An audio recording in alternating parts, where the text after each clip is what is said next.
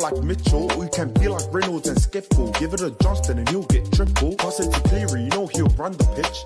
Score points like Jabojevic, I'm game day fit, no need a switch. Cooking up like Quickie Man's in the kitchen. Who's that on the wing? It's Sivo. Score, try and do the Guffrino. Don't get too rowdy or too keen or you'll end up like Hassan Tino. Get a 40-20 like DCE. Run the ball like hectic cheese. Support runner, that's Pappenhausen, but I still got Teddy at the SCG. Hello, everyone, and welcome back to the Final Siren podcast, or welcome to, if you are new here. Please make sure to subscribe. Make sure to watch a couple of our other videos. I'd recommend pretty much any of them. Boys, today we've got the last of the tier ranking series. We've been tossing up whether to do a bench or not, but considering the benches chop and change each week, we've decided to just end it off at the halves. And this will probably be a bit of a shorter one because obviously the halves are only two names per team, but it might get a bit controversial.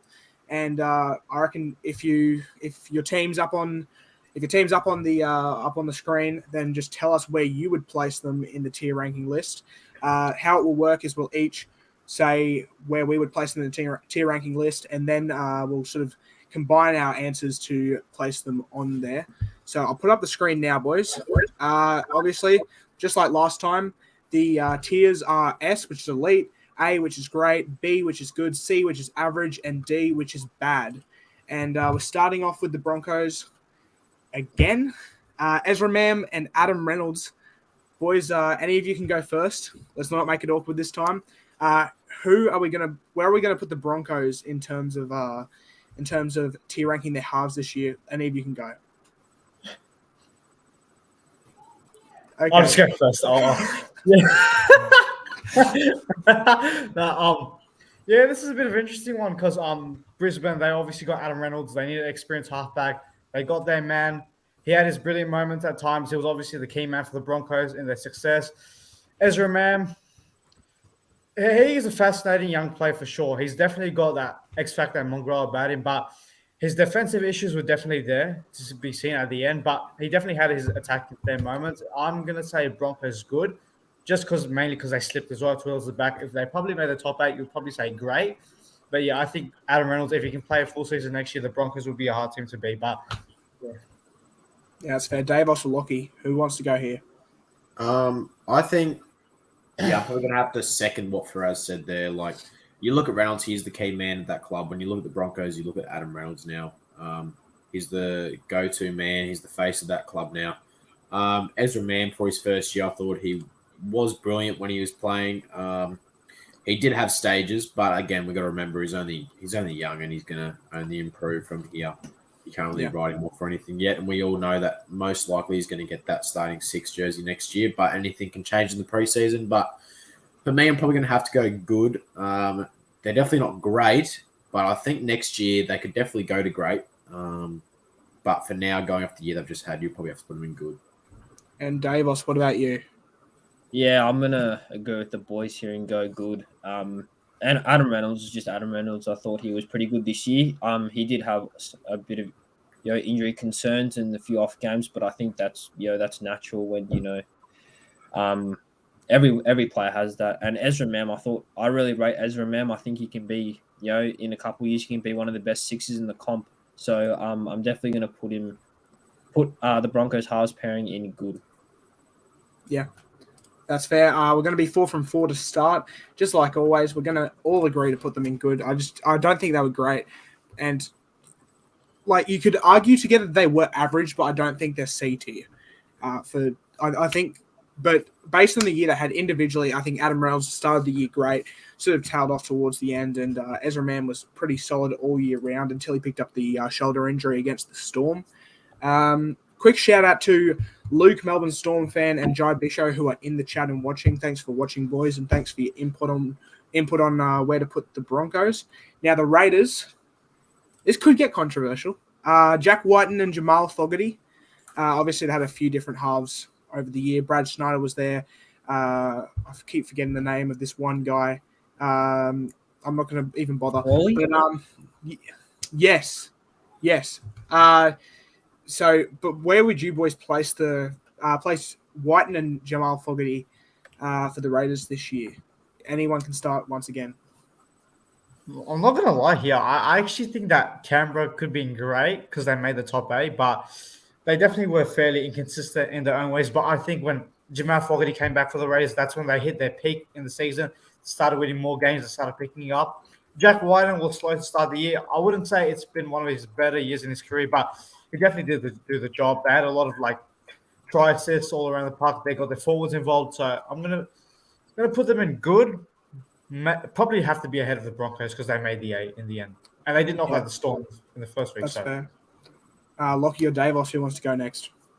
I agree with Faraz. I think they'll be in good as well. I think having Brad Schneider there for a majority of the start of the season with Jack Whiten put a halt to the flow of the halves pairing at Canberra, I would say. And when Fogarty did come and play, he was one of their best, even though he did have a few off games, but that's expected coming back from a big injury like he had. So for me, they're probably going to have to be in good. I'll put them just above the Broncos, but there's not much in it between them.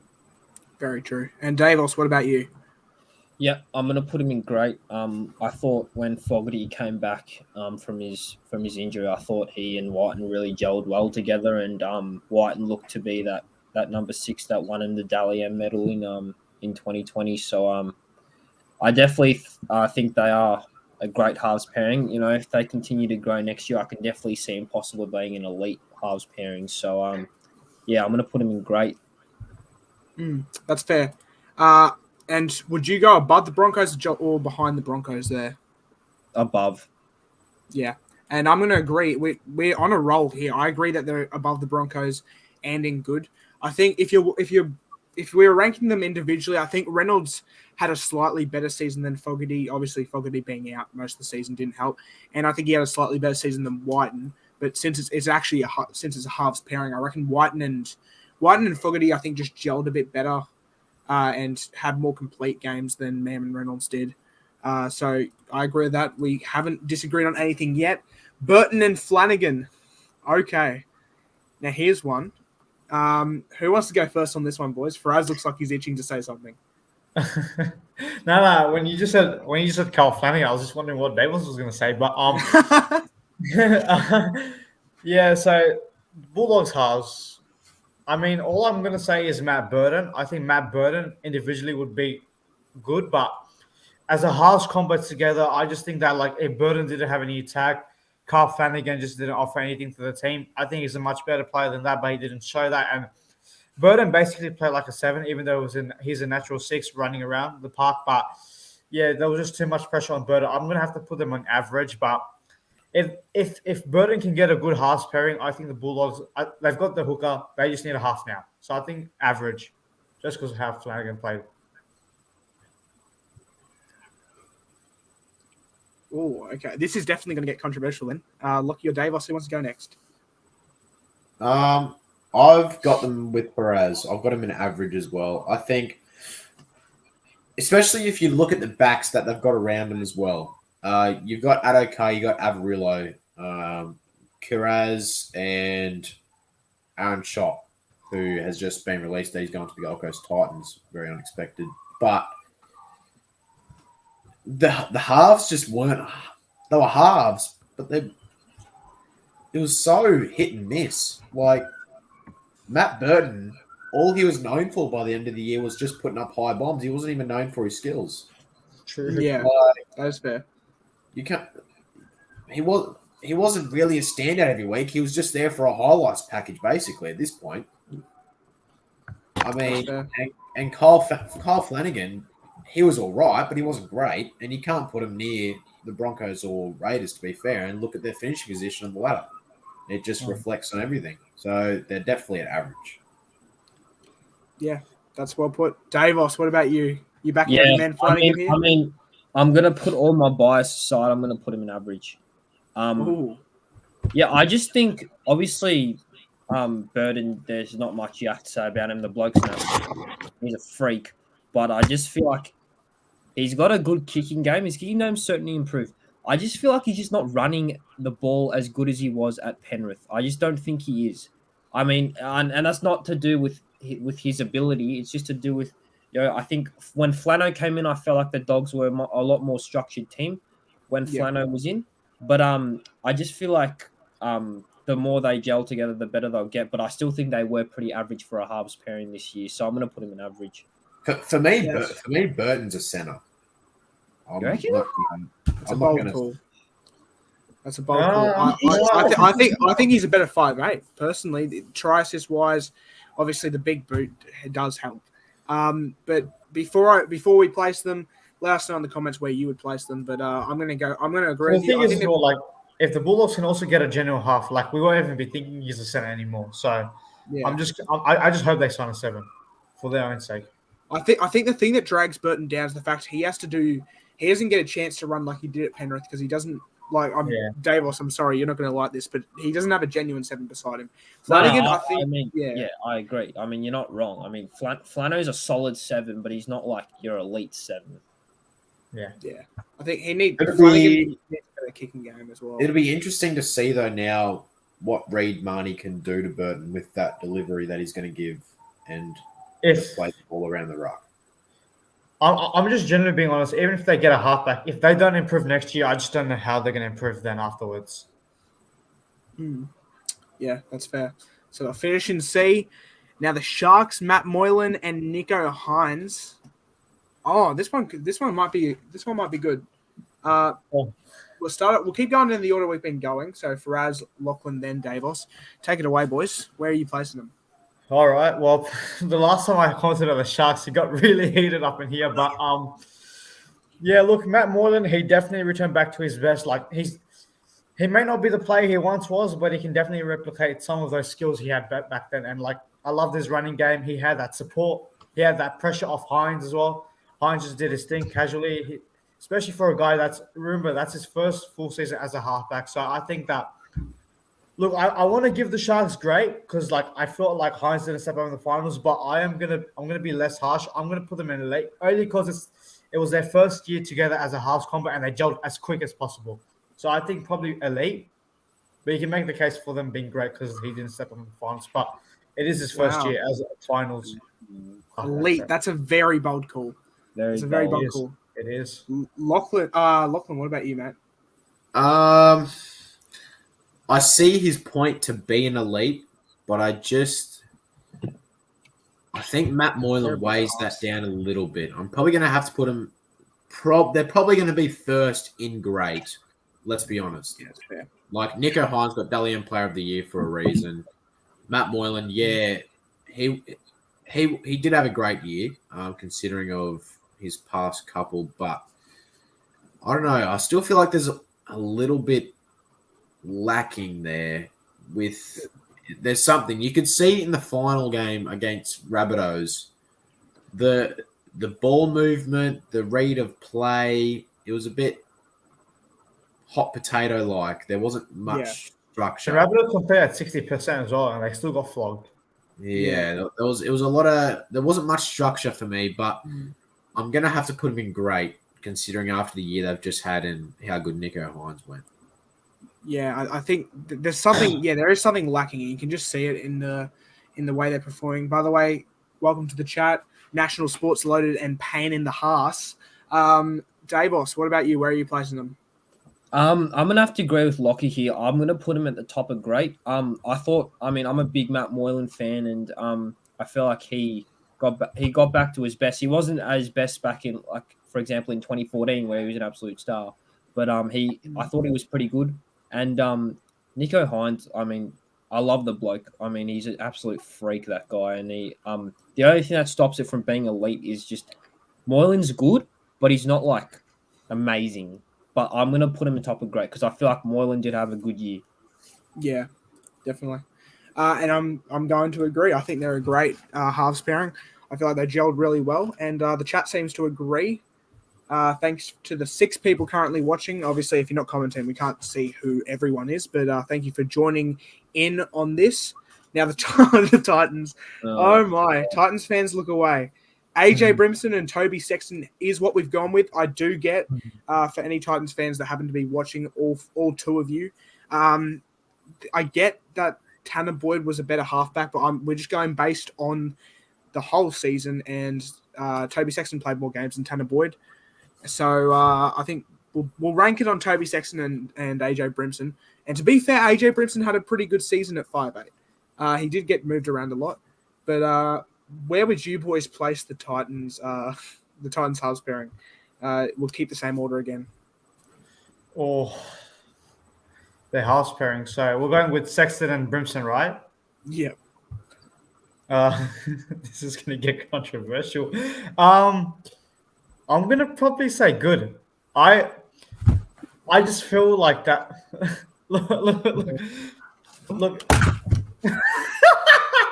No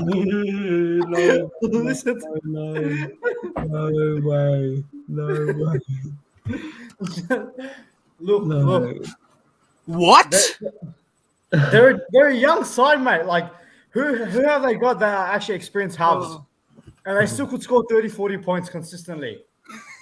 They were a fun, exciting team to watch, honestly, at times. I know, look, they're a joke of a club and all that they can't defend, but as a halves pairing, they still, like, with what they got, they still managed to get, like, 16, 20 points a game, on average, 18 points a game. Look, with the halves pairing of Toby Sexton and Brimson, it's just that they didn't have the experience there. Like, there were moments there, like, they were that awfully bad. Like, there were signs there for sure, and they scored 30 points. Their highest was 44 points in a season. They could score points. They were fun to watch. We were going based on the halves pairing, not the whole team, mate. The halves pairing, I think. I'm just going to say. Sexton honestly had his moments, I felt. It's just that, like, there's no experienced 7 there to fully replicate further success for them. Well, I'm going to say this right now. I'm going to be placing the. I'm sorry. I'm breaking the order, but I'm going to be placing them in D. I think as a halves pairing, they didn't gel well together. Brimson was great individually, but as a halves pairing, I just don't think they went that well together. Davos and Lachlan, it's over to you boys to really decide this one. Well, everyone knows that I don't fuck around with calls. And Gold Coast are in bad. Toby Sexton, the fucking next Darren Lockyer, Gold Coast Titans to BKR's eyes. He was struggling. he was struggling in fucking Intrust Super Cup. Like, you can't. The kid, guaranteed. They have this kid there who they talk up so highly, and everyone dick sucks him. But I guarantee when Kieran Foran arrives next year, he won't even be in the team again. Kind of Did he have much dropouts or something though? So the kid mustn't be that good. Yeah. He's good at dropouts. I'll give him that. He's good at forcing dropouts, but honestly, try assist wise, halves wise, yeah. Davos is down to and AJ Brimson ended up at fullback again. So he can't have done a great job at 6 either. Even though he was great, it clearly wasn't working. So for anyone who doesn't continue, Lachlan. My bad. I don't know. This is just the typical Titans for you. They change their team list as much as I change my undies every day. Like, at this point it's ridiculous that they think that Toby Sexton is going to be their long-term half. Yeah, that's fair. So, do you think their halves will improve with Foran next year, or no? You better hope so. I don't get why they signed Foran. That's a completely different topic, though. They need experience, though, so of course they'd sign Foran. Yeah, but Tanner, why? Where's Brimson going to play? Yeah, that is, and Jaden Campbell's at the helm side. Yeah, because they make it clear they want Jaden Campbell fullback, so Brimson might have to move to the centres or something and do a Valentine Holmes. But for anyone who doesn't know how this works, it's pretty much down to Davos now. Lachlan and I have both said D. For as I said B, if Davos places them in B, they'll automatically just go to average because two Bs and two Ds meet middle ground. They'll go probably below the doggies in average. I still stand by what I said. If Davos says anything else, they probably go straight to D. So Davos, where are you placing them? Well, no, there's no need to worry because I'm placing them in bad. I'm sorry, but Toby Sexton. Sorry. I know why everyone hypes up Toby Sexton because he had one good game against the bloody garbage Dragons, and everyone's like, oh my god, he's gonna be the best player. And no, he's not that good. Tanner Boyd is better than than Toby Sexton. I Brimson. mean, there wasn't that many fans hyping him up because they don't have fans. So Yeah, that's true. That's a very good point. But no, I thought AJ Brimson had a very good year. It's just a halfback. It's just a halfback. Like Yeah. you need I to just find a think- good half. And I'm sorry, but the Titans cannot be anywhere but a D. That's fair.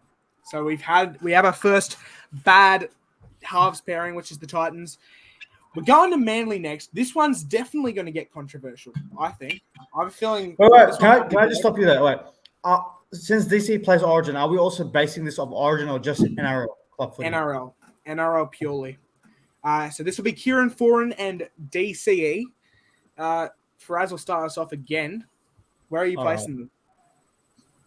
Well, you gotta have them in average, don't you? I mean, I wouldn't say bad because they weren't necessarily that bad to it, like the gay pride side and all that. I'm not gonna get into it, but yeah, look, DC he definitely had his moments. He stood out really well in Origin, but at Manly he wasn't really the best. And when they lost their key players, he was supposed to be that team guy that you build your team around, but he just wasn't up to the task. Kieran Foran, I think Foran's gonna be a big loss for Manly next year because they have to blood in a new young six into the system, and that would downgrade DC's playing ability. But look, I'm going to say average, disappointing because I expect more from someone like DCE.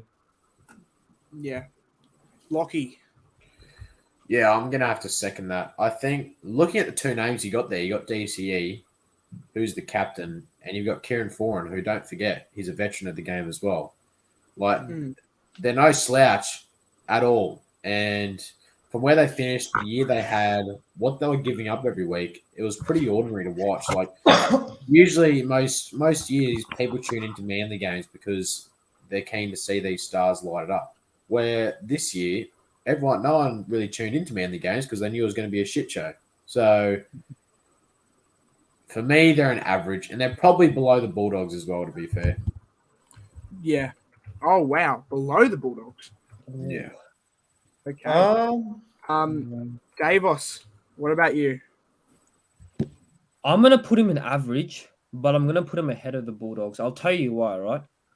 Look, I get DC didn't have the greatest year, and I thought he was a bit on and off at club level. And I think Foreign, he will be a big loss, but I'm actually very excited for Josh Schuster because he's worked really hard, and I think he'll be a good six. But they didn't just go well this year, the Manly Halves. I mean, but yeah, I'm gonna put him in average, but put him ahead of the Doggies, I reckon. Okay, so we have Faraz. Were you ahead of the Doggies or behind the Doggies? I'll say ahead of the Dogs. They still have their moments. Yeah, we're all agreeing on average, but for me, this is the main thing. Manly, with the halves they had this season, they could have been in great with DC and Foreign. Those are two great halves when they're on song, but yeah, just not this season. It wasn't their season this year. No, look at the recent comment. Faraz must love Gold Coast, eh?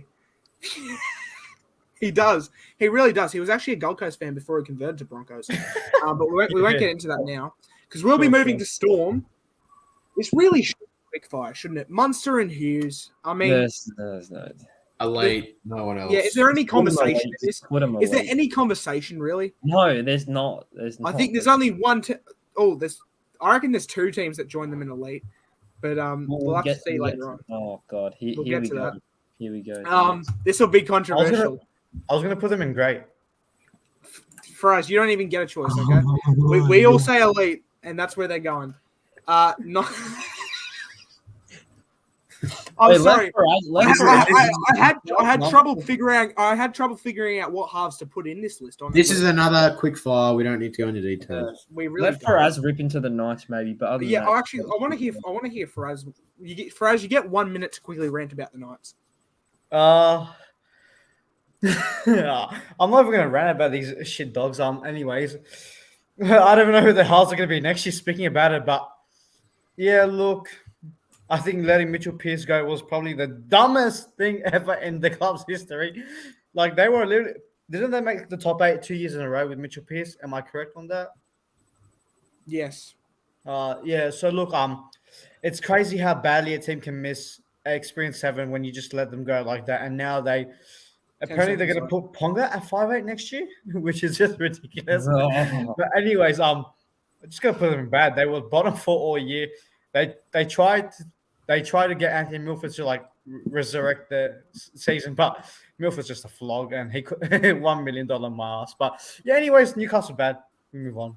Can't wait for them to embrace it next year. I think we don't really have to say anything else. I think Faraz has just really summed it up there. Luke, Melbourne Storm fan, has said Melbourne Storm in A tier. Great. I'm not. I'll have to disagree with you. I reckon they're higher. Yes, I reckon they are elite. As The CJ reason why I have them in CJ great Moxley, how are is you, like, brother? no, the reason why I have them in great is because with their house pairing, I think it was disappointing they got knocked out first week. Yeah, but That's just my main reason. Yeah, but like Cameron Munster, the second best player in the game at the moment. I know, but still, like you said, like Exactly. Cameron Munster being one of the top tier players in the world right now. And he had one of his best NRL seasons this year. And Hughes, Yeah, I know, but like Hughes in the was just finals, less like they got injured, knocked out first week. They should have at least made it further. Because Munster was on fire. Oh, what about our injuries to our outside backs, Faraz, Pappenhausen and Remus Smith? This isn't about your outside backs, mate. This is about your halves. Oh, Yeah. my. I agree. It is for us. And now, the New Zealand Warriors. Sean Johnson and wait, who did I put as the Chanel Harris-Tavita, I'm pretty sure. Yeah, Chanel Harris-Tavita. I mean, this was this is a hard one to rank, but I really think I know where I'm putting them. Faraz, you'll start us off here. It's got to be bad. Simply, I think Sean Johnson, one of the major disappointments to come from this year. When he was announced that he was going back to the Warriors, I was just generally getting goosebumps and like positive vibes that the Warriors, they're not having the best of times. But SJ, he's a quality player. We've all seen him in the past, that fine step and all. But it's clear to me that he's past his time, and I honestly think that he was probably one of the worst players to be honest. Like. That Ron Volkman bloke seems to be the future, so I think they can start something with him. But yeah, Chanel Harris-Tavita taking a break from the game as it is. Look, I'm deeply upset for him and all that. But yeah, Sean Johnson just wasn't elite. He was supposed to be one of those like tier halfbacks, but yeah, he just flopped completely. And it's clear to me that he probably should retire soon. He just doesn't have it anymore. Wow. Lockie, what's your thoughts? I'm probably gonna have to put him in average, just considering, like, even though the Warriors were bad, Harris-Tavita and Johnson did add something. If it wasn't for them, imagine what their club would look like at the moment. It would be an absolute shame. But the thing is, they came 15, and the Titans came 13. Like, I'm not trying to say Titans should be this and that, but like, how can the Warriors be like higher? No, but the thing is, we're not basing this team off where they finished on the ladder. We're basing this team off what the halves added to this club. True. And what the halves added to the club was more than what Brimson and Sexton did, and that's no doubt. That was very well put. That is the bottom of the shittest down there. Yeah. So the Warriors, they're probably an average, and they're probably in between Manly and Dogs. Yeah, definitely. Yeah, fair enough. Yeah. Now. So I'm Davos, you could have a deciding factor here, whether they go average or bad. Well, I still haven't said mine yet, actually. So where are you placing them? You know what? I'm going to put them in average, but I'm going to put them behind the Dogs, actually. I'll tell you why. Sean Johnson with his... Look, I get he's getting on in age. And look, Sean Johnson's a fabulous player. But he was just awful this year, to be honest. Like, he just wasn't the Sean Johnson like that we all know. Like, he didn't run the ball like he did, and his kicking game was very up and down. Harris-Tavita was injured a lot, and yeah, I really have big raps on Harris-Tavita. I think he can be a fabulous player, but I mean, wish the bloke all the best. But I think I'll put him in average, but put him behind the Dogs. Yeah, it's fair. I'm going to agree exactly with what Dave said. I want to place them.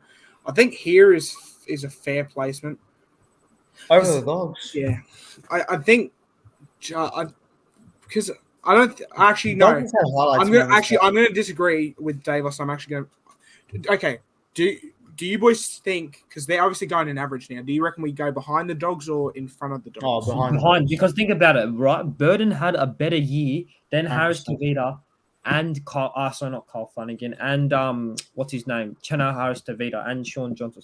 So it's like you can't really put the Warriors ahead unless they had I think- at least one half that played I better. think it comes down to the question: who would you rather watch? A pairing of Sean Johnson and Tavita right now, or Matt Burden and Carl Flanagan?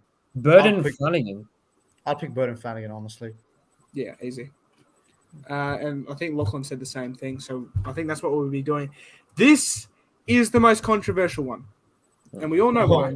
Oh no! Tom Dearden and Chad Townsend. I want to go right out and say it.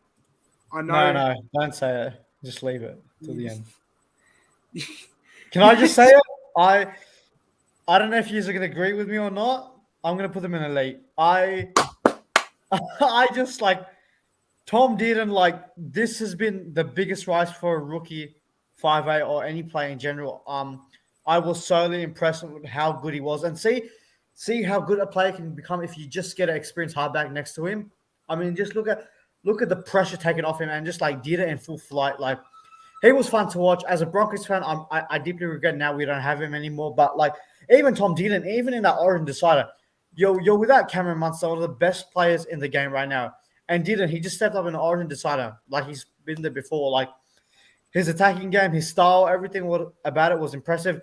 Chad Townsend, like the guy that revived the Cowboys, brought them back into the top 4. His kicking game was outstanding. Obviously, there were times where you just felt like individually Dearden was a good player, but that's only because Chad Townsend took that pressure off him. So I'm going to say elite, and they did make a prelim. So, yeah, there's always a fit. For me, Chad Townsend didn't revive the Cowboys. The Cowboys revived themselves. Yeah, but That's a quote. Chad Townsend is one player in a 30-man squad. You can't tell me that man moved up to North Queensland and changed that club on its head. No, but he had a big say. No, look, Cowboys, like, it's a team sport. The coach has a lot to do with it. Todd Payton, he revived them a lot. But Chad Townsend had a big say on them. Like, Dearden wouldn't be the play without Townsend's experience right now. But if you look at every week, I bet there's probably about 5 weeks there that Townsend wouldn't be in the top 3. Look at the players around him he's got. He's got Tamalolo, Nanai, Tuolangi, bloody Drinkwater, Tom Dearden, and all these people. Like, yeah, Chad Townsend was a great signing for him, and yeah, he was good for him, but he didn't turn that club on its head. Yeah. Yeah. I mean, that's fair.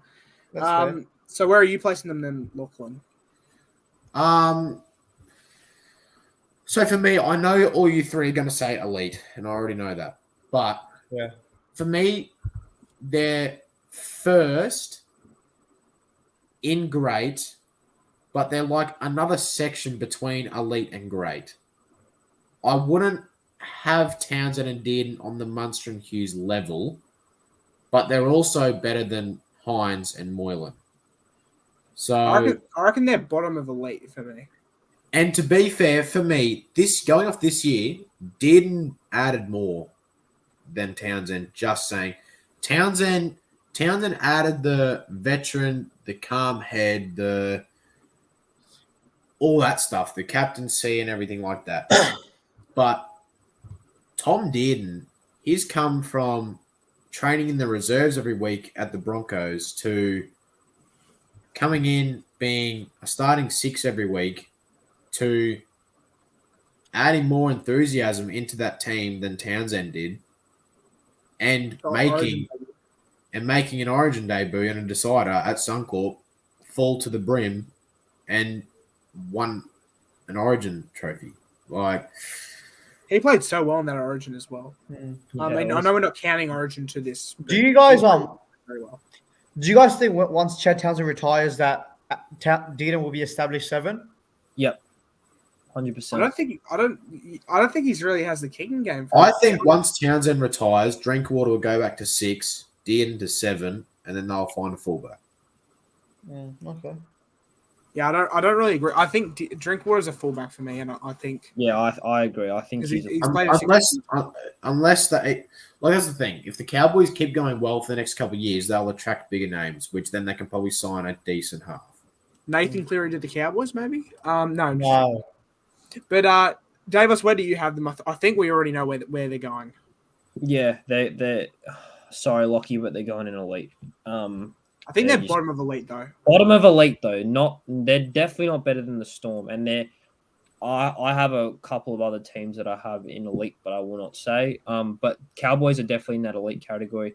Tommy did, and I mean the bloke's an absolute freak. I mean, the fact that I think he got thrown into the wolves in a degree when he was at the Broncos, but good on him. He's revived his career at the Cowboys, and Townsend he brought that calm presence, and he wasn't a standout, but he did his role, and it definitely helped Dearden play well behind that big forward pack of theirs. So yeah, definitely elite, but at the bottom. We're down to the last few. Honestly, I say we go out of order quickly. I reckon we do the Tigers now, just because I don't want to end on a non-suspenseful ranking. Fair enough. So where do you have the Tigers, boys? Do we even have to talk about it? We'll just do quick fire. We'll start with Faraz, go to Lockie, go to Davos. Oh, this is tough, but it's gonna be on a nice edge, but bad. Oh, that was tough, man. Ooh. Lockie, what about you? Nah, I don't have him bad. I'll put him bottom of average. I just think because honestly, I think Hastings himself individually would grab them to average, but I just think because they got the spoon and all that, but Hastings keep in mind the halves pairing I have for Tigers is Adam Dewey and Luke Brooks because Hastings got moved to 13. Didn't Madden play a fair few games in the halves? Yeah, he played only a couple. Not as much as Luke Brooks did. Yeah, right. So, Davos, what about you? I'm gonna agree with Lockie. I'm gonna put him average, but I'm put them behind the Warriors. I reckon. I do think that Dewey did show a lot of signs when he did come back from his injury, and Brooks showed flashes, but he wasn't great. So Brooks was better at 5'8". I think he's honestly a 5'8". yeah, he's a 5'8". I think he is personally. But now the Eels. This is gonna be very, very controversial. I think, but Faraz, where are you starting them? Moses and Brown, by the way. I don't even want to start honestly because this is a tough one. They made the grand final, but I just don't think Moses was that good individually heading into the last few weeks of the season. Dylan Brown definitely underachieved at some points in the season. Look, it's tough because like you think they're in the grand final, they have to be in elite for sure, but I just don't think they stood up in like those crucial key moments, especially Mitch Moses. And in the grand final, they just looked all out of sorts. So I'm going to put them in grey. I know it's probably a bit too harsh considering they made the GF, but I just don't think they were that good individually as the two teams we mentioned above. Well, we're not going based on individual. We're going at how they play as a halves pairing. I'll say grey. I still wouldn't say they're better than the Storm and Cowboys.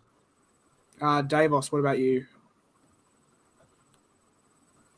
It's just really, really difficult to be quite honest. But it's gonna get a bit controversial, I reckon. No. I'm gonna put him in a. I think we need a controversial word count. Yeah, this is pretty hard. Well over 200 in this tier ranking series so far. Put him, I reckon. Put him ahead of Sharks. I reckon in great. Yeah, that's fair. Lockie, what about you? Yeah, I'm in between. Like, you can put them top of great, but I also think if you look at them as a collective, which is what we're going off, you could nearly put them in elite as well, but they would be the bottom of elite. But I fully agree with you on that. If you, like Mitch Moses, I still don't think people say he's overrated, but he's not. He's not. I think an aspect of the game he's still underrated. For sure. People don't see. People don't see the hard yards that this guy goes to. Like, Look, if I'm being honest, I know I probably cannot change, but I was You actually know what? between top and If the Eels didn't have the 36-year drought and all that, I think a lot of people would give Mitch Moses much more credit than he deserves. Yeah. So Lockie, where are you going there, mate? I'll put him at the top of grade. Wait. So Davis, did you say before you wanted to change? No, I said I probably cannot change, but to be honest, I'm actually gonna put him if I can, if you allow me to change. Yeah. Bottom of Top elite. actually not top of elite, sorry, bottom of elite. I'm going bottom of elite as well. So here we're stuck. We do have 4 people watching. First person to comment. Do you believe they're top of grade or bottom of elite? And we'll wait in the chat. For now, I think we're going to Panthers I just until think someone Dylan comments. Brown. I thought Dylan Brown improved heaps as well, and I thought Moses as a whole, like they both gel. Like Dylan Brown's the runner, They and do, then but Moses the kicker. I honestly think that Dylan Brown had better years before. Like So- he's a gun player, but I just think that individually he had better seasons before. Yeah, but compared to it's what he not had this about year. individually though. It's Yeah, it's about it's how they about the perform team as as a a half collective. pairing. like So either say S or A in the chat. We'll either put them bottom of S or top of A. That is very tough. It is very tough. because Dylan, mind you as well. If you want to talk, what both Moses and Dylan Brown have in common is they're both excellent defensive halves. Exactly, both and also I think they're Excellent the, defensive halves.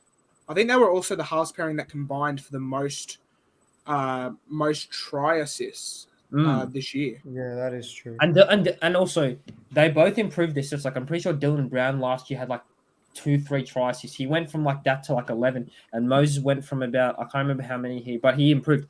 Terry Lamb in the chat says probably great individually wise, so great.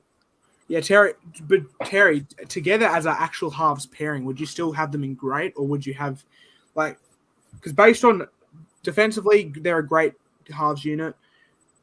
Try assist wise, they're a great. They're elite in try assists, kicking game, run meters. They both have great elite aspects of that game. I really think they're elite. They're Go on. Sorry, no. Yeah, so I'd even argue they could be above Cowboys this season. No. No, not this year. But I just feel if we're talking so highly about them, they should have at least got a premiership with them together if they were that high caliber. But Well, that's easy to say. Milford and then the Cowboys shouldn't be there then. Yeah, well, Milford and Hunt were an elite halves pairing in 2015, and they didn't win the premiership. well, yeah. Also, I want to Sorry. highlight one thing Yeah. that Brown and Moses do very well is their little 1%ers. Yeah, Like just their kick pressure, like not their like ability to kick under pressure and just. So what stuff did like Lachlan say? he said top of great. I think we'll place them in top of great for now. We could possibly move it around at the end. But Panthers are next. This one. I don't want to use the word again, but we already know what I could say. Yeah, You already know what I'm going to say. Could get the C word. Actually, that doesn't sound right. Anyway, point is, where are you placing the Panthers for us? Halves pairing. Actually, no. What am I even talking about? Oh my goodness. I mean, I can sense a bit of a weak link, like maybe Jerome Luai, as to what we speak or refer to, but As a halves pairing, as a combined unit playing together. Geez, now you're getting this is making it really harder because I've told you boys what I think about Jerome Luai, but as a halves pairing, I mean Nathan Cleary is the best halfback in the game. Let's cut that short, but his partner on the other end, Jerome Luai. No, I've got to put him in elite. Sorry, I can't really. Yeah, I can't really put them in. Where would you put them if you're putting them in elite? They won the premiership. We've got to put them at top. They were just unstoppable. There's no debate. Maybe if they didn't win it, maybe there would have been some talks about Jerome Luai individually, but they just won the premiership, so you can't really take too much credit away. Luke Melbourne Storm fan page says, if you don't know, the Panthers are my most hated team. I agree with you with that. So That's not the point, mate. Wow, that's surprising. I know. I'm just putting That's it surprising. Melbourne fans hating Penrith fans. Wow. out. Yeah. Panthers. What about you, Lockie? Where are you placing them? I'm not going to be a soft cock. I'm not going to beat around the bush. The halves pairings, let's be real. Yeah, they won back-to-back grand finals. Woohoo, you beauty. Like, call me the Bev Show. I don't care. But Jerome Luai gets carried by Cleary every week. 100%. And there's no doubt about that. Jerome Luai, every week, he tries to be the show pony. He tries to be the one who does all these cool plays and everything. When all he does is on fifth play, try run the ball, and he gets tackled anyway. And he scores one try in about 4 games because he's an absolute talent, he reckons.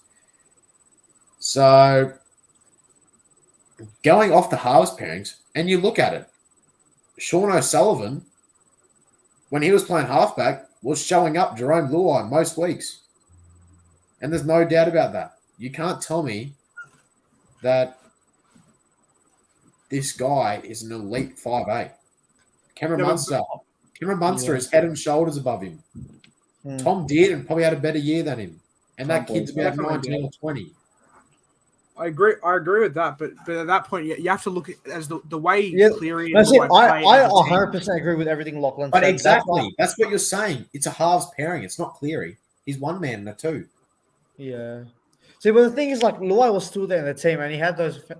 I agree with what Lachlan said, but it's tough. Like, tell me one time Jerome Luai does a kicking play. Yeah, that is true. He doesn't have. I think that's what makes him.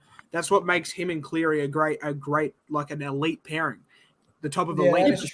Cleary takes on the halfback duties. Jerome Luai gets the but you could say that for the Raiders though. Jack Whiten's his strength is his ball running, but Jack Whiten also kicks as well. You can say that for But when you have an elite kicker like Cleary, you want him kicking the ball every play. It's tough though. Like I 100% agree with everything Lachlan said. I just don't think Luai, and we saw that in 2021 when Cleary was missing that. Their attack looked flat, but I just think that together when they're there as a halves pairing together, they're still a halves pairing. Right, Lockie, where are you putting them? I'm putting them in the top of grade. They're not elite. Really? So for us, is it you and me who's going top of the league? Cleary is elite. Cleary is elite. Luai is what downgrades. Yeah, but the thing is that, like, yes, I know I've repeated this many times. I won the premiership, but like, you got to be like half decent to be at least part of a like premiership winning side as well. So, well, we haven't heard Davos. Faraz, tell me what Luai did in the grand final. Yeah, that is true. You can't name anything. That's what I'm saying.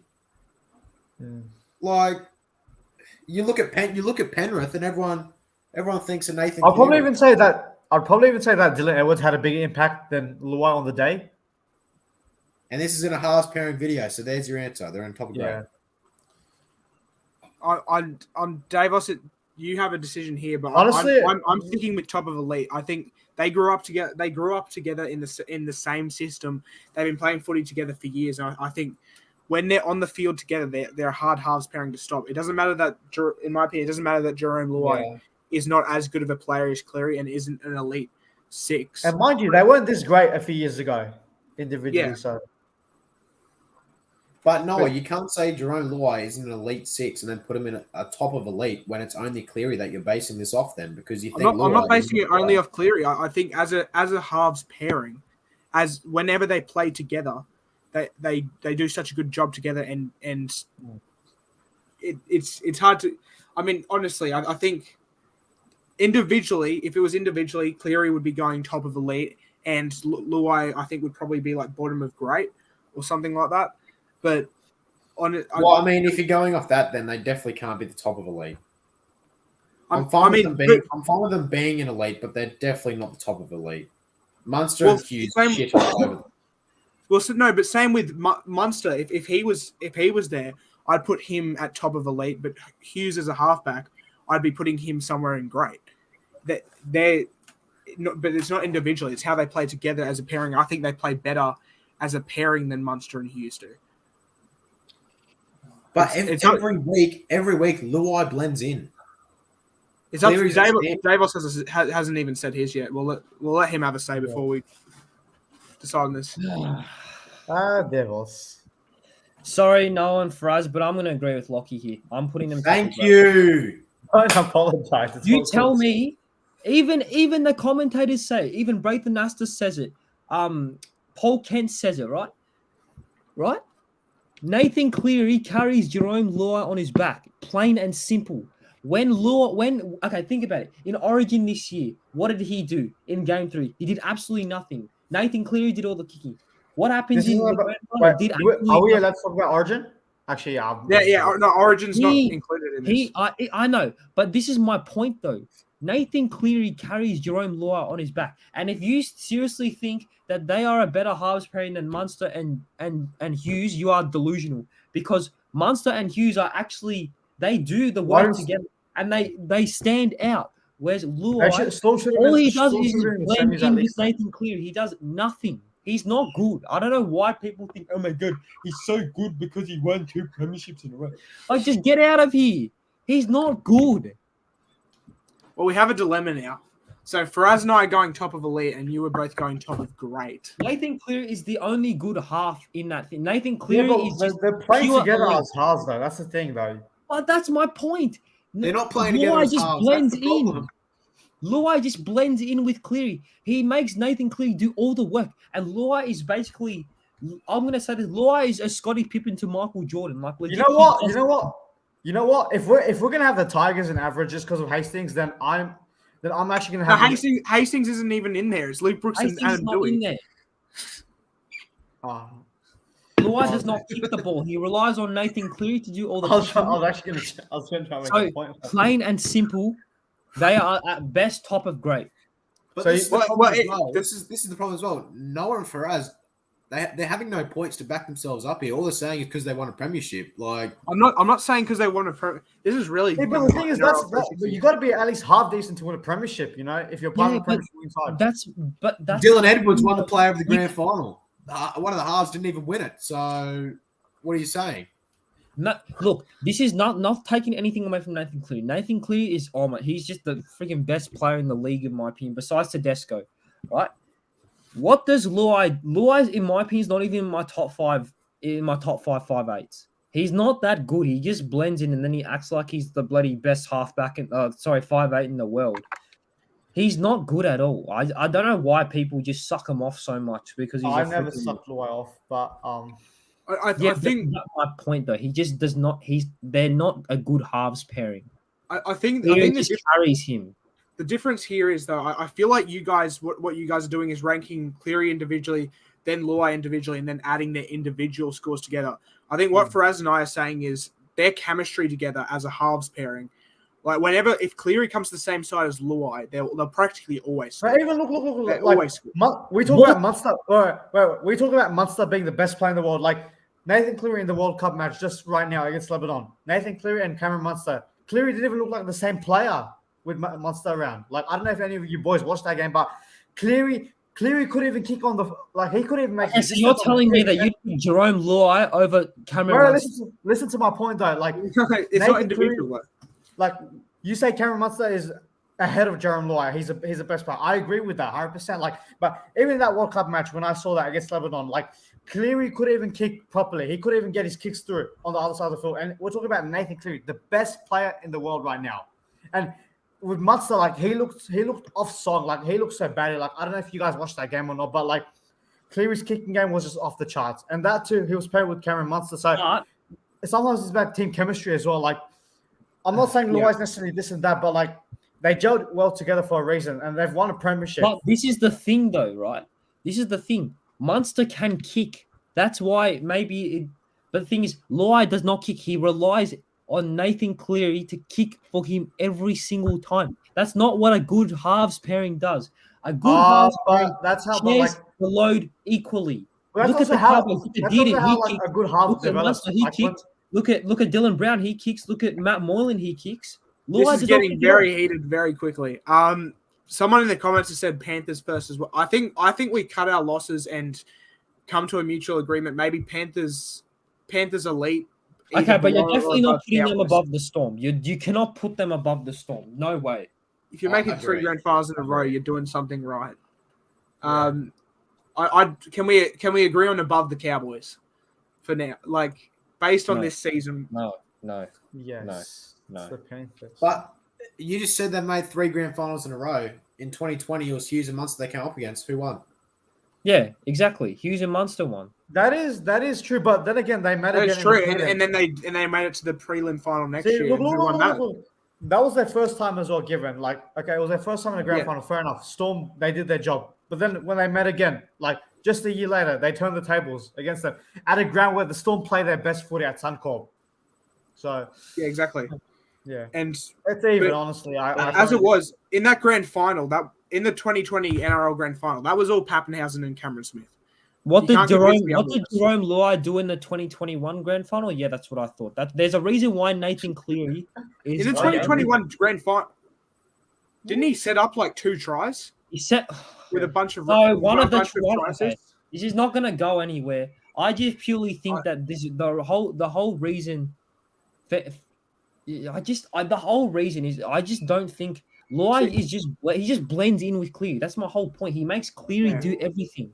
Well, to be fair, we've got Jai Bisho and Nick from Australia saying Panthers first, and Nick saying Panthers first. Sorry, can't go against them. Nick's a Cowboys fan. Nick's a Cowboys fan. Who cares? Stop it, Lucky. No, Stop. Honestly, you cannot put them ahead of the Storm. You just can't. No.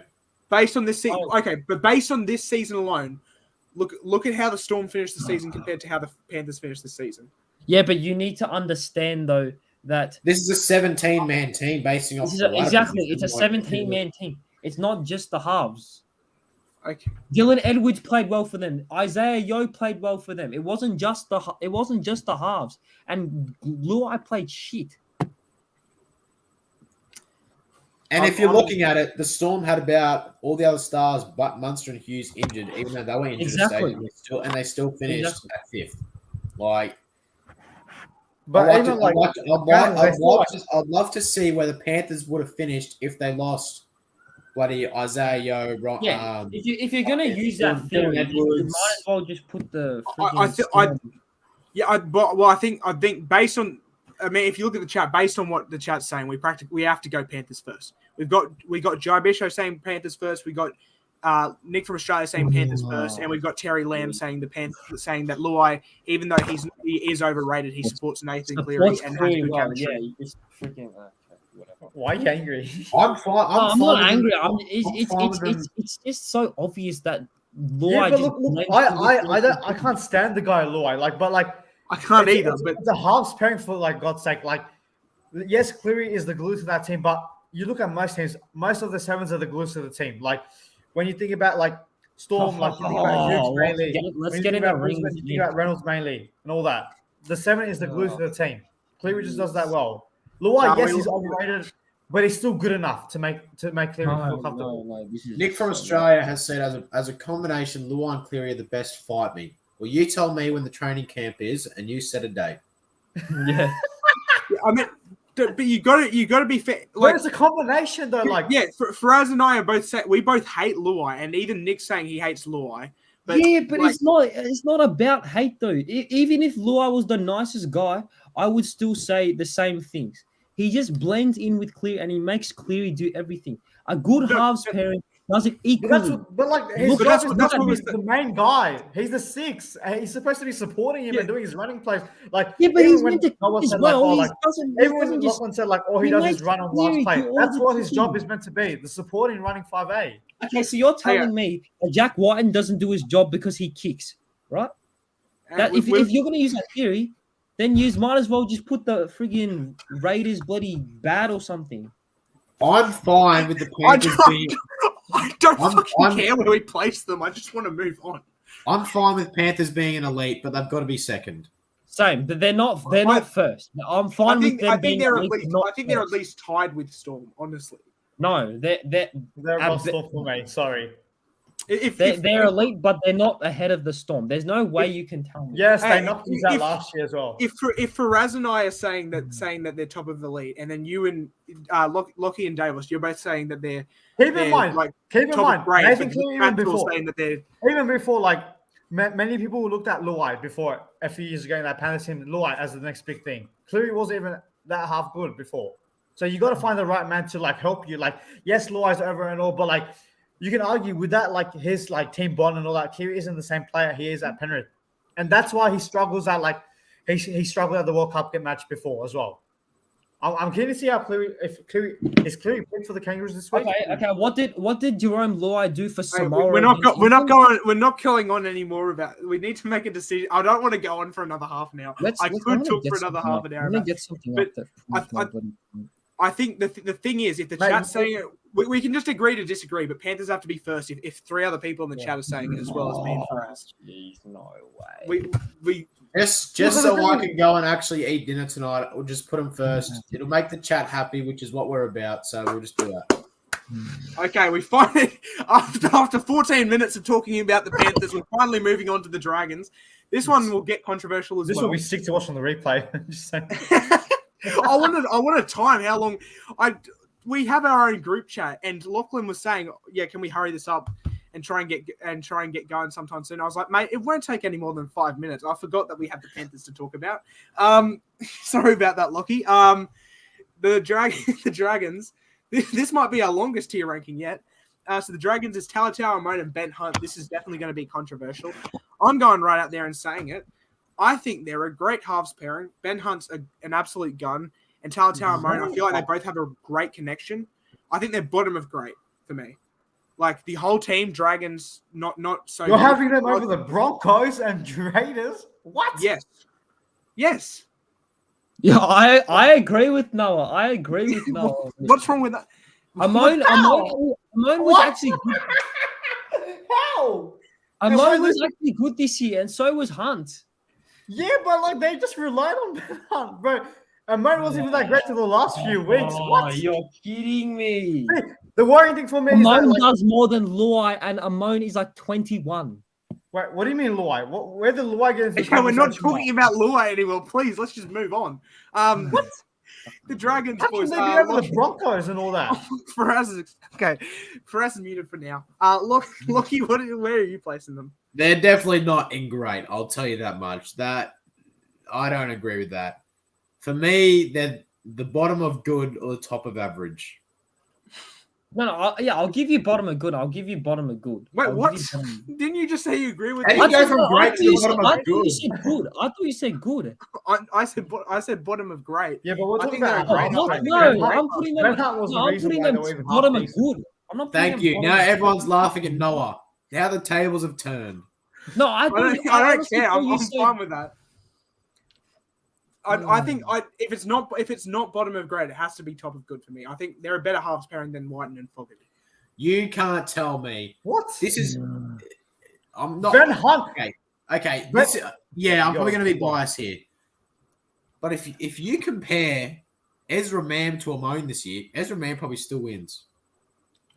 It's not based individually though. As a halves pairing, I'm not saying that. But even as a halves pairing, they weren't that good. Like it was just mainly. You cannot tell me Ben Hunt and Amone is better than Reynolds and Mam. Yeah. And you know I honestly think Reynolds and Mam could be better than Fogarty and Whiten, honestly. But you know what? Like if this is probably Ben Hunt's like best year ever, other than 2015, and if the Dragons are still playing like that, I'm worried honestly. Like if you most teams would die, even like that we have Reynolds here. I'd love to have someone like Ben Hunt and play that season like he did. But see, like the Dragons are just this bad. Like they just rely on Ben Hunt. That's it. And as a half pairing, like Amone wasn't that great for the last few weeks individually. He still had to find his feet. All right, I don't feel putting them in average does enough job. Okay, bottom of good is that. I'm happy to put them in good, but I can't put them in great. They're not. They can't be there. They just can't be in great. Bottom of good. Bottom of good. I'm happy. Also, I honestly feel like Broncos may have had a better halves connection than Fogarty and Whiten. I feel like they played more games, Reynolds and Mam, but I don't know. Yeah. I'm getting told I'm out of my mind. I'm sorry, guys. That was an outrageous call from me. I'd like to say it was not my brain, but it was. I mean, it's your opinion. We're down to the last two teams, the Sydney teams. Yeah. Rabbitohs, boys. Faraz, I'd like to hear your opinion on the first. Glory to South Sydney, mate. Faraz loves South Sydney, doesn't he? He does. Should I get the audio up? Yes. But let's hear it for us. Can someone else honestly go first? I can't decide here, bro.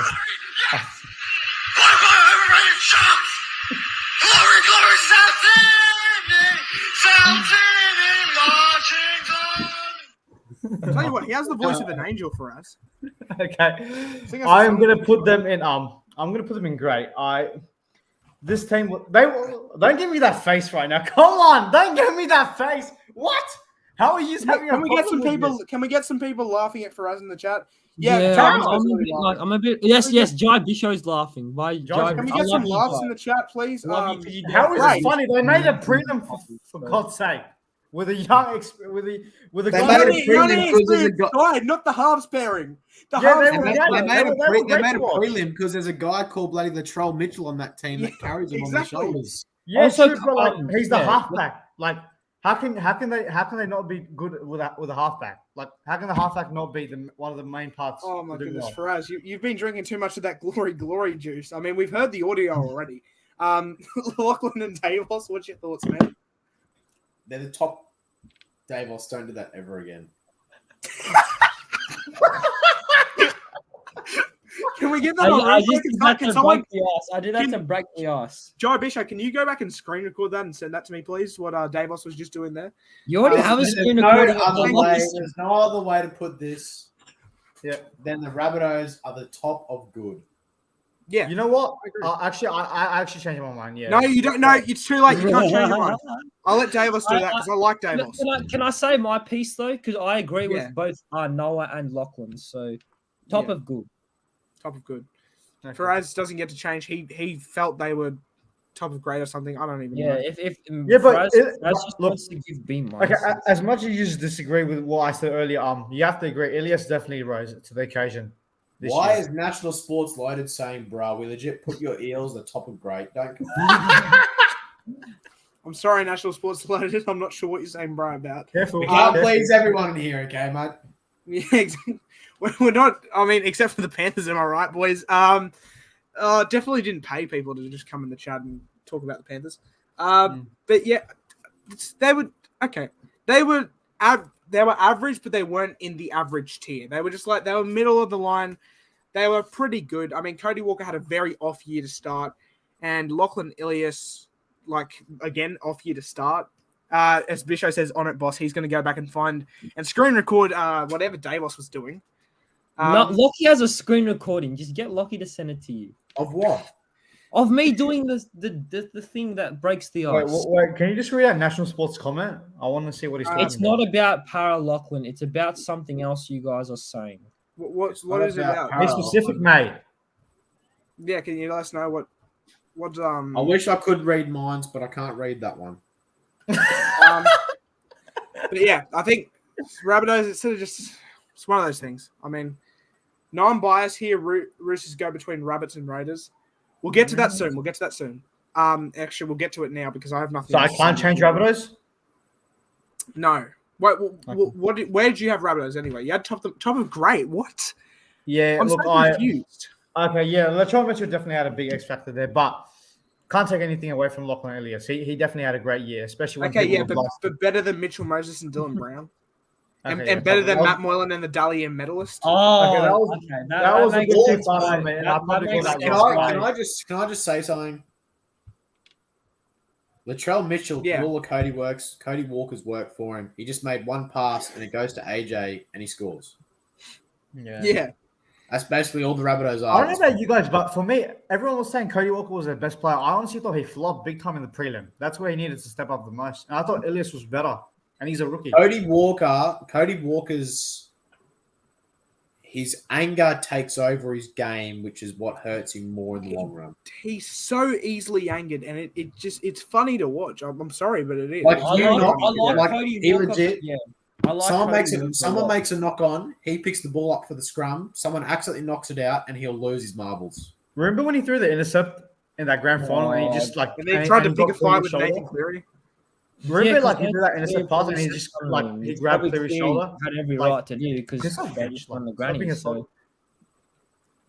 anyways, Look, it's not about what happened in the grand final. It's about where we placed. We placed. No, but like it's about like that exact moment when he loses his temper. Yeah. All right, now we get to Jai Davos, Bishop's team, right? Davos, The you can't Roosters. talk. You just did a TikTok dance, bro. It's better than Now- doing it. At least I have the guts to do it. Okay, Davos, would you mind doing it again for us? Like, Yeah. stand up this Well, time? you've already got a screen recording, bruh. No, we want to see it live Alright, again. Everyone rate. It's not even that bad. It's legit just. It's just something simple. Is that what he did? Yes, that's what I did. It's not that bad, bruh. It's not that bad. People in the comments, you can bully me all you want. I honestly don't mind. It's funny. No Davos slander allowed. Credit to Davos. Roosters last. No, what? No, sorry. Roosters not last, but like Roosters last and not least. Roosters. let's make it quick. I agree with all of it. I got no problems at all. Sorry if you all saw the miss. Oh, sorry. Yeah. Are you saying sorry if you all misunderstood from me? No, Luke's comment. We're That's one open to thing. criticism. Can I just have my time on the stage for a quick second? Yeah, you can. This is one thing that we're doing on the NRL community sports side of things on YouTube now. We're four blokes who don't take life as serious as others. We're here for banter. We're here for a laugh. We're going to take the mickey out of people here and there in the chat, at ourselves, at others in the call. That's just what we do. And sometimes it's going to come off wrong that we're taking the mickey out of people the wrong way. But we're all here for a jokes. If you want to give it back, give it back. That's what we're here. We're going to give it. We're going to give it, so we've got to be able to take it. You got to give it if you're going to. You got to take it if you're going to give it. We actually can take it, unlike some other people. So, yeah. It's all for fun. We don't take stuff that serious. Whereas we all know you can take it, okay, mate? Before we rank the Roosters, Terry Lamb says, when will you start cricket content? Good question. I think finals is coming up for. We might be doing a bit of commentary on that. I haven't really spoken to Lockie about it too much. Maybe also coming up. Excited. Big Bash is only getting day by day closer. Exactly, and also Cricket World Cup. There's also the Australian Tour of West Indies, in which the squad got announced. And also the one-dayers between England, the white ball series, the one. Yeah. Can we do the Roosters before we go into this? Sorry. We'll talk about that at the end. For now, the Roosters. I'm going to go out and say I think they're. I don't think it's such a weird one, as isn't well it? as they could have. I think they're between Raiders and Broncos. Agreed. I just don't think. I don't think they performed as. They started really slow. They started. Sam Walker slowed them down a lot. Yeah. Yeah, definitely. Luke Keary didn't have the best of years as well, I feel. So yeah, got to put. I agree. I'll put them in good. That's my say. So that I think. And Davos, would you like to have your say on Roosters? You boys basically just explained it all, so there's not much else to say. So yeah. So that'll wrap off our rankings. Actually, it's been fun. It's been really good. This has been good. Any other content ideas? Leave them in the chat. I'll probably have a look at them. And but yeah. So first place Panthers. Second place Storm. That one was a very controversial there. Third place Cowboys. That's in the elite section. Eels and Sharks in the great section. Then Bunnies, Raiders, Roosters, Broncos, and Dragons in the good section. Manly, Bulldogs, Warriors, and Tigers in the average section. And the Titans and the Knights in the bad section. There. That's a nice video of Davos just there. Hey, send it to me, please. Brilliant way to end it off. And but before I pass it over to Lockie to obviously do the outro as he usually does. Oh my goodness. Send that to Jai Bishop. No, Jai Bishop already has it, mate. He went back and screen recorded. Send it to me. Yeah. But I will quickly answer this. The cricket content we may try and cover a few. I think we'll definitely try and get to the World Cup final. No. I've actually got a request here. I'm actually going to the World Cup finals. So if you want, I can do maybe a live stream on Instagram if you want. He could. He actually Also, comment down below who you think is going to come higher, Heat or Stars. I want to see what they think there. Hey, can I just say, when Heat versus the Stars, this is going to get brutal. I will slit your throat. No, okay, What maybe the- not. Oh! Maybe not that Holy extreme. crap. Because you are my Hey, best mate, Lockie. But just for YouTube purposes, in yeah, case I take he that is back. joking. He is joking. I'm He is joking. not I'm being full on serious. taking the piss. Lockie As and I a, do can I be this to honest, each as other. a Sixers fan Lockie and I do myself, this to each other Don't all the report time. the It's channel for sometimes a that. lot He's worse. so- Hey, Davos. Yep. Explain on here what happened at the cricket nets. Oh, no. Anyway, No, but No, as no, I think before maybe we finish this off, for another video, but Maybe- definitely not. I think as we finish the Hey, season, boys, like you'll get us definitely look out cancelled, for mate. You'll get definitely us look out for the cancelled. Heat and Come on. Stars because they still have a big rivalry. As a Sixers fan myself, I'm actually keen for that game more than any Sixers game. So We're gonna fuck you up, boy. We are. Stoinis showed up. He's on steroids. Look at the size of his biceps. And you got Glenn Maxwell, the big show, who does no show because he's an 0-1. And he's Adam bachelor Zampa, planet, basically. who No, is but also- we'll say- Trent Bolt is gonna knock over Sam Billings' peg and send them back to bloody Mars. so scared. He's gonna play the first he's gonna play like the first 5 games and then leave. Oh. Same with Billings, bro. Okay, mate. Okay, boys, we need to answer these questions. It's We're going to go to an fuck hour and a half you at this up, point. Davos. What about FIFA World Cup, says Jai Bisho? There is actually, I'm going to talk to you boys about it. If you boys are all free, I forgot what day. It's on a Saturday, though. At 8 p.m., Australia take on some country whose name is very, very hard to remember. Tunisia? Tunisia, Is that the one? Yes, that one. Whatever you said. Anyway, the point When is, does that start? we could do November, it's end of November. end of November 8. It's like November 23rd or something, 8 p.m. or something like that. Lads. If we could possibly look at doing a live commentary. I'm pretty sure most of us know nothing about football. I do. As Davos has just dipped. Thank you, Davos. Most of us know nothing about, like, commentary-wise. I would butcher all the names, but I'm happy to do a live Do commentary. you know who won the last FIFA World Cup? Nah, no idea. Oh, Like France won Argentina or something? 4-2. Just letting you guys know that. Who? There's some history. France. They beat Croatia 4-2. Yeah. Can I just say while I'm here, if there is videos between the 19th to the 26th of November, I will be unavailable, as I will be responsibly drinking on the Gold Coast for 2022 schoolies. If you are in the graduating year for 2022, hit me up. Meet him up, take a picture with Lachlan from the Final Siren. How good would that be? Get an autograph. He'll be carrying around Nico with him. Probably not. My eyes might be cross-eyed, but I will see you, okay? Yeah, so, but that'll be good. I mean, Faraz Davos and I can take over a commentary. But yeah, so the T20 World Cup. Hey, I might be able to do a live cross at Schoolies 2022. You know how it is. He can't record alcohol though, so that would No, I'll be drinking water and lemonade, okay, everyone? Thanks. exactly. But yeah, so As Davos is. yeah, Davos had left ages ago. But yes, the FIFA World Cup will try. Oh no, Davos is back. Never mind. Davos, thank you for coming back, mate. Davos. The FIFA World Cup, we will cover some games, probably only the Australian games and like the stuff in finals, because we don't like most of the games are at like 1 a.m. and stuff, and that'll be hard to cover. Yeah. We might cover by rounds, I think, because I think that each team plays 3 games, so there might be like weeks or something. There's also the final of the Rugby League World Cup over in England coming up soon.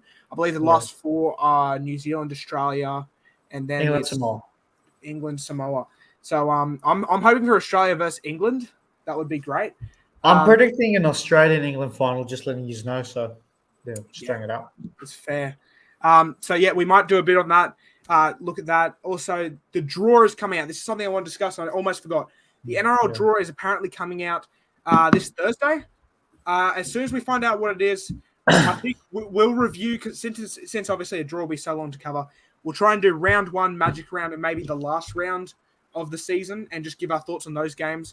And apparently the draw, like the first round of the draw, has already been released, apparently. Yeah. And it has Dragons taking the first bye of the season. But yeah, let us know what else you want to see. I'll pass it over to Lachlan to end us off here. So that'll be us from the Final Sign Podcast once again. Make sure to follow the Instagram at the Final Sign Podcast. Subscribe to the YouTube channel down below as well at the Final Sign Podcast. It's been for Raz, Noah, Davos, and myself. We will be back with more. You got to stay tuned to the Instagram so you know when we're going to be posting. Every day we're still flying up ideas in the group chat between us, talking about what we're going to be doing. We don't plan on ending this channel anytime soon. We're going to keep going and see where this takes us, as it could be a future endeavor as well. But before we go, I'll quickly hand it over to Davos for a quick second. Yep. I'm gonna just show everyone my dance. That all of you guys wanted to see. It's from TikTok. It's from the Fortnite moves dance. So it's just like. Do you want some music in the background, mate? Play the Fortnite one where it's like. No. It's like we end off here. Like Lachlan said, thanks for watching, and Davos will dance his way out of here. It's been us. We'll see you in the next one. Except I can't move my mouse. Oh no, this is bad. I can't end the live stream. I legit can't. Okay, oh, there we go. Okay. Up the Bronx. Okay. Thank you so much for watching. See you in the next one.